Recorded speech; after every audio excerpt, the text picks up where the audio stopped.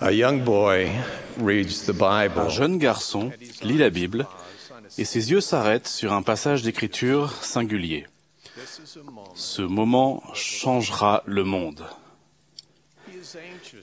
Il désire savoir quelle église peut le conduire à la vérité et au salut.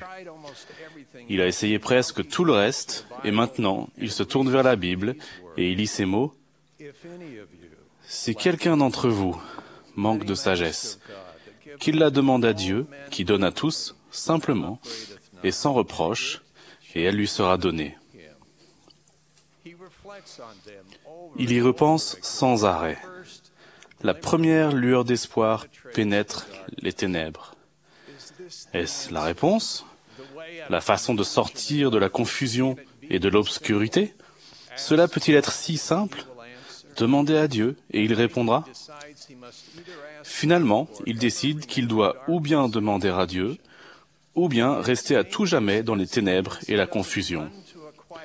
Cependant, malgré son impatience, il ne court pas dans un endroit tranquille pour débiter une prière rapide. Il n'a que 14 ans. Mais dans sa hâte de savoir, il ne précipite pas les choses. Ce ne doit pas être n'importe quelle prière. Il décide de l'endroit où aller et du moment où tenter l'expérience. Il se prépare à parler à Dieu. Puis, le jour arrive. C'est le matin d'une belle et claire journée du début du printemps 1820. Il marche seul dans le calme de la forêt voisine, sous les arbres qui s'élèvent autour de lui. Il parvient à l'endroit où il a auparavant choisi d'aller. Il s'agenouille et il exprime les désirs de son cœur. Décrivant ce qui se passe ensuite, il dit « Je vis exactement au-dessus de ma tête une colonne de lumière, plus brillante que le soleil, descendre peu à peu jusqu'à tomber sur moi.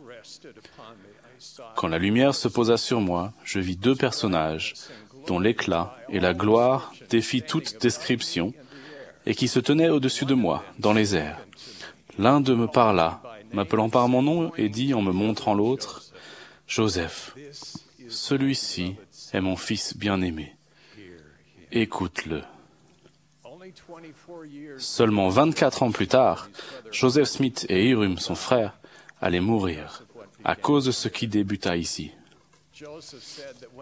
Joseph dit que lorsqu'il avait 17 ans, un ange lui dit que son nom serait connu en bien et en mal parmi toutes les nations, parmi tous les peuples. Cette prophétie continue de s'accomplir de nos jours, alors que l'Église de Jésus-Christ, les saints des derniers jours, s'est répandue dans le monde entier. L'opposition, la critique et l'antagonisme accompagnent la vérité. Chaque fois que la vérité sera révélée concernant le but et le destin de l'humanité, une force s'y opposera.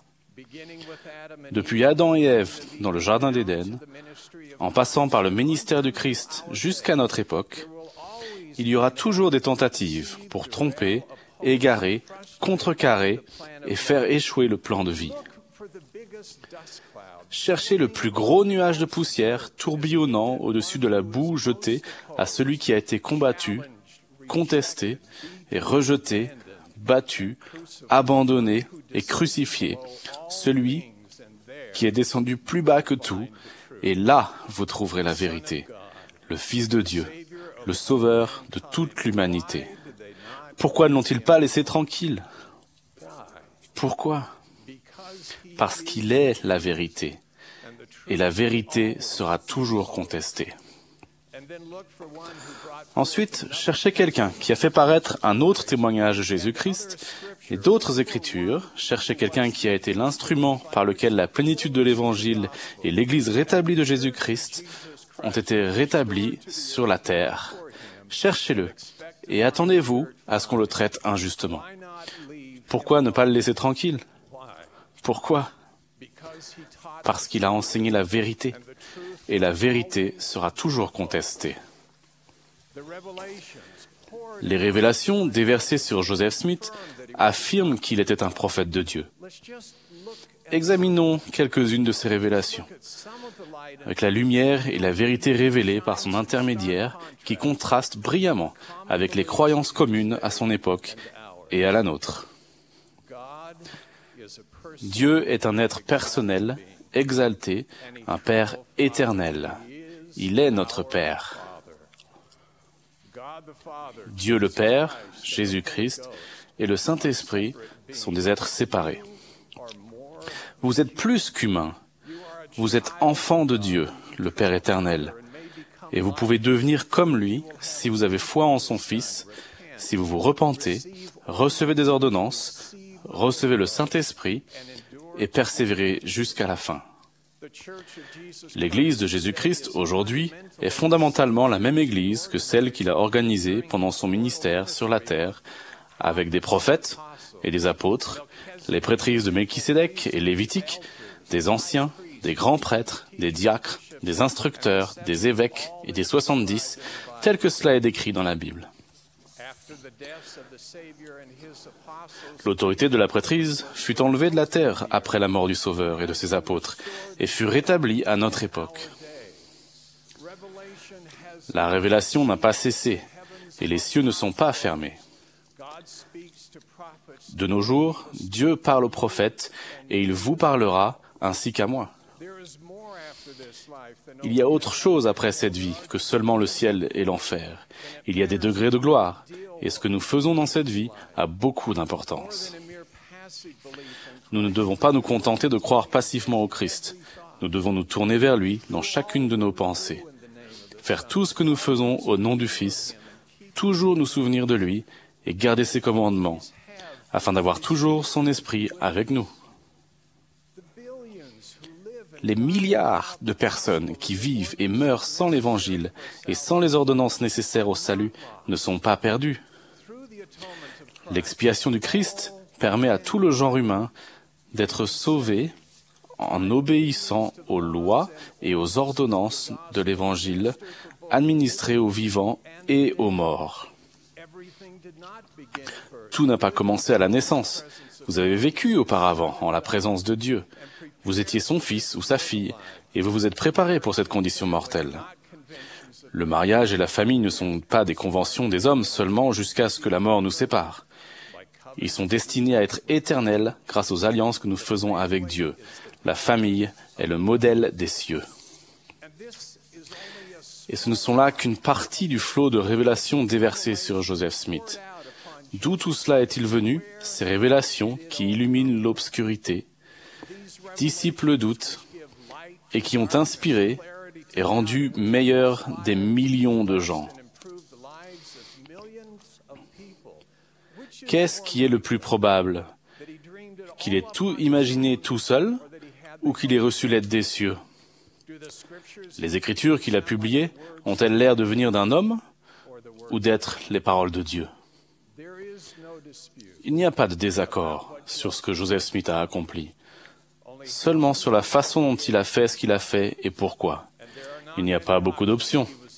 Il était un imposteur ou un prophète. Soit il a fait ce qu'il a fait seul, ou bien il a eu l'aide des cieux. Considérez les faits, examinez toutes les preuves, toute la mosaïque de sa vie, pas seulement une seule pièce. Surtout, faites comme le jeune Joseph et demandez à Dieu, qui donne à tous libéralement et sans reproche, et elle vous sera donnée. Ce n'est pas seulement la façon dont vous pouvez apprendre la vérité concernant les livres de Mormon et Joseph Smith, c'est aussi le modèle à suivre pour savoir la vérité de toute chose. Joseph Smith était un prophète de Dieu, comme Thomas S. Monson l'est aujourd'hui. Par l'intermédiaire de Joseph Smith, les clés du royaume de Dieu sont à nouveau remises à l'homme sur la terre. Et l'Évangile roulera comme la pierre détachée de la montagne, sans le secours d'aucune main, jusqu'à remplir toute la terre. Dieu est notre Père éternel, et Jésus est le Christ. Nous les adorons. Rien ne se compare à leur création, au plan du salut et au sacrifice expiatoire de l'agneau de Dieu. Dans cette dispensation, nous ne réalisons le plan du Père et jouissons des fruits de l'expiation qu'en obéissant aux lois et aux ordonnances de l'Évangile rétablies par l'intermédiaire de Joseph Smith. Je témoigne de Dieu le Père et Jésus-Christ, le Sauveur du monde. Et je le fais au nom de Jésus-Christ. Amen.